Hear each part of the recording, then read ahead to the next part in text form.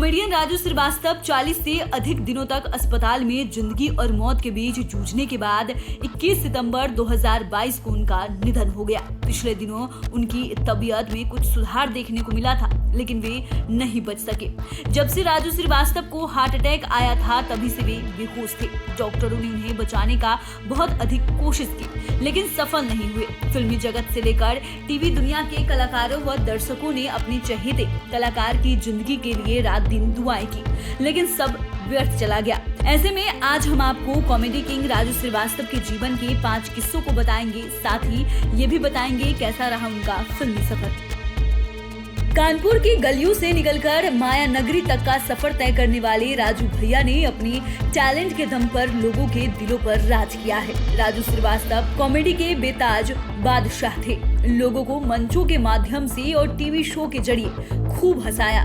वे गजोधर भैया के नाम से पूरे देश में फेमस थे। दरअसल वे पहले राजू भैया के नाम से कानपुर में फेमस थे, लेकिन जब वे कॉमेडी की दुनिया में आए तो गजोधर भैया बन गए। इसी नाम से वो कॉमेडी करते थे। कॉमेडी से पहले राजू श्रीवास्तव कविता पाठ करते थे। उनके पिता रमेश चंद्र श्रीवास्तव भी यूपी के मशहूर कवि थे। राजू श्रीवास्तव के पिता बलाई काका के नाम से अपनी कविता लिखते थे और मंच पर इसी नाम से पाठ भी करते थे। तब राजू ने मीडिया को दिए एक इंटरव्यू में भी कहा था कि बचपन में उनको कविता सुनाने के लिए कहा जाता था तो वो बर्थडे में जाकर कविताएं सुनाते थे। कविता पाठ करना उन्होंने अपने पिता से सीखा था।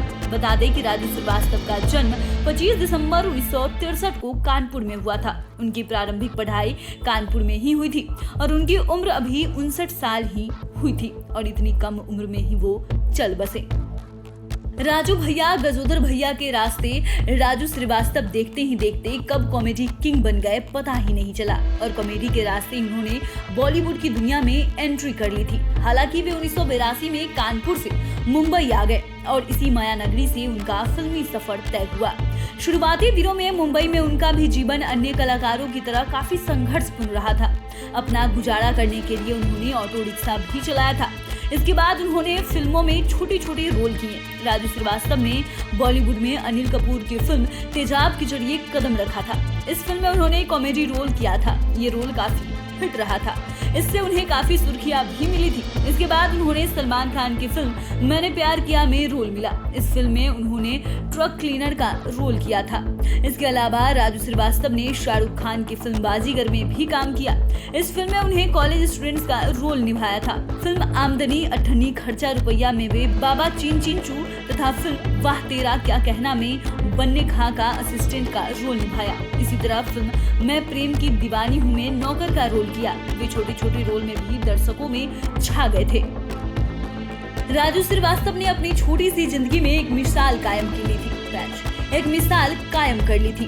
काफी कम समय में बड़ा नाम कमा लिया, लेकिन एक समय था जब उन्हें पहली मिमिक्री के लिए महज 50 रुपए मिले थे। दरअसल राजू श्रीवास्तव को अमिताभ बच्चन बहुत पसंद थे। बाकी लोगों की तरह बिग बी की शोले फिल्म राजू भैया को भी बहुत अच्छी लगती थी और इसका असर भी उन पर हुआ था। शोले फिल्म देखने के बाद उन्होंने अमिताभ बच्चन की तरह बोलना, उठना, बैठना शुरू कर दिया था। यहीं से गजोदर भैया यानी राजू श्रीवास्तव ने अमिताभ बच्चन की मिमिक्री करना शुरू किया। वे अमिताभ बच्चन की मिमिक्री बहुत अच्छी तरह से कर लेते थे। मंच पर उनसे लोग अमिताभ की मिमिक्री करने के लिए फरमाइश करते थे। इसके लिए उन्हें अच्छी खासी रकम भी मिलती थी। लेकिन जब इन्होंने अमिताभ की मिमिक्री पहली बार की थी तो उस समय राजू श्रीवास्तव को इसके लिए सिर्फ 50 रुपए मिले थे। जहां तक मिमिक्री की बात है तो अमिताभ समेत दर्जनों कलाकारों और नेताओं की भी मिमिक्री राजू श्रीवास्तव ने की और खूब वाहवाही ली थी। लेकिन इनकी सबसे चर्चित मिमिक्री लालू यादव वाली रही। खास बात तो इन्होंने लालू यादव की मिमिक्री लालू के सामने की। ये तो हिम्मत थी इनमें, इस तरह की शायद ही कभी देखने को मिले। तब इनके बेबाक अंदाज पर लालू यादव भी खूब हंसे थे। इंडस्ट्री में काफी समय से अपना टैलेंट दिखाने वाले राजू भैया को अब बड़े ब्रेक की जरूरत थी और फिर वो दिन आया जब गजोदर भैया ने साल 2005 में स्टार 1 पर प्रसारित होने वाला show the great Indian laughter challenge में हिस्सा लिया। इस शो में राजू श्रीवास्तव की जिंदगी बदल दी। The great Indian laughter challenge show के जरिए इनको खूब पॉपुलैरिटी हासिल हुई। यही वो शो रहा जिसके तहत राजू श्रीवास्तव कॉमेडी किंग बने और घर घर में गजोदर भैया के नाम से फेमस हो गए थे। हालांकि इस शो में राजू श्रीवास्तव उप विजेता बने थे, लेकिन पॉपुलैरिटी में विजेता को भी मात दे दी थी। बाद में तो वो अपने डायलॉग की वजह से छा गए, जहां जाते अपनी सफलता का झंडा गाड़ देते। बाद में शहर शहर से कार्यक्रम को लेकर डिमांड होने लगी, नाम के साथ दाम भी बढ़ता गया। देश के वर्गीय पत्रकार कम साहित्यकार शशि शेखर अपने फेसबुक पर लिखते हैं, कानपुर से मुंबई पहुंचे राजू फिल्मों में छोटी मोटी रोल करते थे, पर बाद में उन्होंने स्टैंड अप कॉमेडियन का एक नया अवतार रचा। पहले जॉनी लीवर और उन जैसे कुछ स्थापित कॉमेडियन इस भूमिका को अंजाम दिया करते थे, पर उनका दायरा सीमित था। वे अक्सर किसी संगीतकार, गायक, गायिका, नायक अथवा नायिका के शो के बीच में रिक्तियां भरने के लिए बुलाए जाते थे, लेकिन राजू श्रीवास्तव ने इसे नया आयाम दिया। अब बात करते हैं राजू श्रीवास्तव के पॉलिटिकल कनेक्शन की। दरअसल लोग तो राजू श्रीवास्तव के मिमिक्री पक्ष को ज्यादा जानते थे। वे ये भी जानते हैं कि राजू आज की डेट में कॉमेडियन किंग थे। इस क्षेत्र में उन्होंने इतिहास रच दिया, लेकिन शायद कम ही लोग जानते हैं कि उनका पॉलिटिक्स से भी गहरा लगाव था। हालांकि पॉलिटिक्स से उन्हें कोई फायदा नहीं मिला। दरअसल राजू श्रीवास्तव पॉलिटिक्स में भी अपनी किस्मत आजमा चुके थे। उनका मुलायम सिंह यादव और अखिलेश यादव से अच्छा रिश्ता था। समाजवादी पार्टी ने 2014 के लोकसभा चुनाव में राजू श्रीवास्तव को कानपुर से उतारा था, लेकिन तब देश में नरेंद्र मोदी की लहर चल पड़ी थी। ऐसे में राजू ने सपा को टिकट वापस कर दिया था और उनके चंद दिनों के बाद ही उन्होंने बीजेपी का दामन थाम लिया था। ऐसे में कह सकते हैं कि राजू श्रीवास्तव शो बिजनेस में नया चलन चालू करने वालों में से जरूर थे, पर राजनीति में उन्हें उनकी उम्मीद की जगह नहीं थी। बहरहाल राजू आज हमारे बीच नहीं है, पर उन्होंने पीड़ाओं और विसंगतियों को ठहाकों की वजह बना दिया।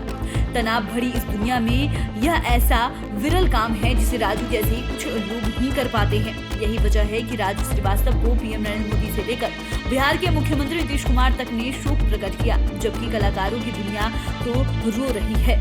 तो फिलहाल के लिए इतना ही। अगर आपने अब तक चैनल को सब्सक्राइब नहीं किया है तो सब्सक्राइब कर ले। फेसबुक पेज को लाइक करना बिल्कुल भी ना भूलें। वीडियो देखने के लिए आपका धन्यवाद।